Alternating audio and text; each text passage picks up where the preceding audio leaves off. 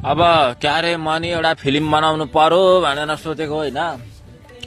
यही लिडे यो काउडीको कन्डो जस्तो अनुहार लिएर त फिल्म बनाउन निस्केको? एउटा हिरोनी खोजाकै केटा हो, एकदम कला भएको के बुझेस। कला भएको त पनि थाहा छैन, तर कालो भएको चाहिँ पक्का ल।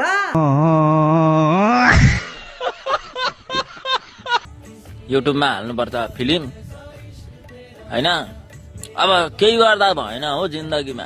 तैँले किन केही गर्नु पर्यो? तसँग त अलरेडी पेटीकोट पट्याउने कला छ त, होइन र?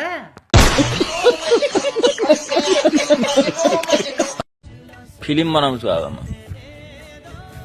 अनि तिमीहरू ककरले प्रमोट गरिदिनु कि।